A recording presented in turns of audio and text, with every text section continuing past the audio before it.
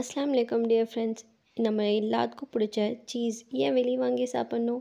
வீட்டிலே இவ்வளோ ஈஸியாக செய்யலாமே. வாங்க எப்படி செய்யுதுன்னு பார்க்கலாம்.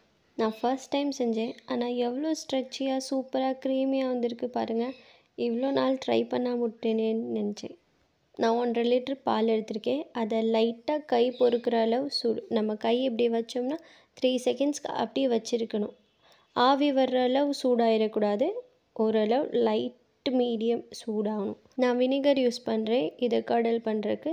நீங்கள் உங்கள்கிட்ட வினிகர் இல்லாட்டி லெமன் ஜூஸ் கூட யூஸ் பண்ணிக்கலாம். நம்ம பன்னீருக்கு என்ன ப்ராசஸ் பண்ணுவோம் அதே மாதிரி தான். ஆனால் பன்னீர் வந்து பால் கொதிச்சதுக்கப்புறம் நல்லா சூடானதுக்கப்புறம் வினிகர் இல்லாட்டி லெமன் ஜூஸ் ஊற்றுவோம்ல, அதுக்கு பதிலாக இது லைட்டான சூட்லேயே ஊற்றி இந்த மாதிரி மெதுவாக, உங்களுக்கு வீடியோவில் பார்க்குறதுக்கு ஸ்பீடாக தெரியலாம், ஆனால் நான் பொறுமையாக தான் கலக்கிக்கிட்டே இருக்கிறேன். நான் கலக்க உங்களுக்கு பார்த்தாவே தெரியும். அப்படியே அந்த சீஸ் மட்டும் தனியாக செப்பரேட் ஆகி வருது பாருங்கள். இது அப்படியே ஸ்ட்ரெச்சியாக சாஃப்டாக இருக்குது. இதை தனியாக இந்த மாதிரி எடுத்து ஒரு ஸ்ட்ரெயினரில் போட்டு நல்லா வடிகட்டிக்கோங்க. அந்த தண்ணியில் எடுத்துடணும்.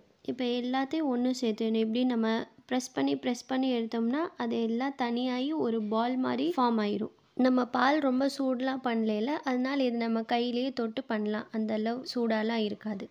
இந்த மாதிரி எல்லா சைட்ஸும் நம்ம ப்ரெஸ் பண்ணி எடுத்தோம்னா அதில் இருக்கிற பால் அந்த தண்ணி வந்து ஸ்க்வீஸ் அவுட் ஆகி ஒரு டோ மாதிரி ஃபார்ம் ஆயிரும். இப்போ இதை நல்லா ஸ்ட்ரெயின் பண்ணிவிட்டு பாருங்கள், தண்ணி தனியாக வந்துருச்சா. இந்த மாதிரி நல்லா ஸ்ட்ரெயின் பண்ணிவிட்டு இப்போ இந்த பாலை நம்ம சூடு பண்ணணும். இந்த மிச்சம் இருக்குல்ல அந்த தண்ணி, அதை நம்ம ஓரளவு லைட்டாக சூடாக்கணும். ஆவி வர்ற அளவு லைட்டாக ஆவி வந்தால் போதும், ரொம்ப சூடு பண்ண தேவையில்லை.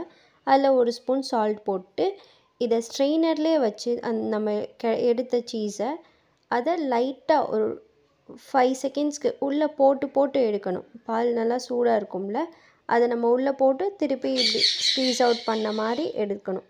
அப்போ இன்னும் கொஞ்சம் டோ வந்து ஸ்ட்ரெச்சி ஆகும். இந்த ப்ராசஸ் பண்ணால் தான்.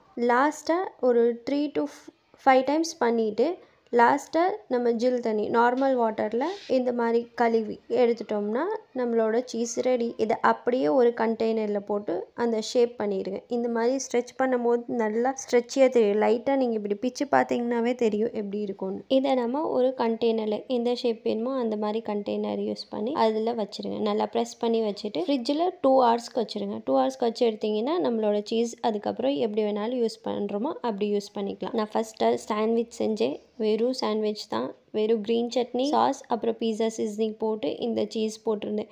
இங்கே பாருங்கள் எவ்வளோ ஸ்ட்ரெச்சியாக சூப்பராக வந்திருக்கு. நானும் என் பேபியும் செம்ம ஹாப்பி ஆகிட்டோம் இதை பார்த்து. வீடியோ பிடிச்சிருந்தா மறக்காமல் லைக் பண்ணி என் சேனல் சப்ஸ்கிரைப் பண்ணுங்கள். தேங்க்ஸ் ஃபார் வாட்சிங். பை.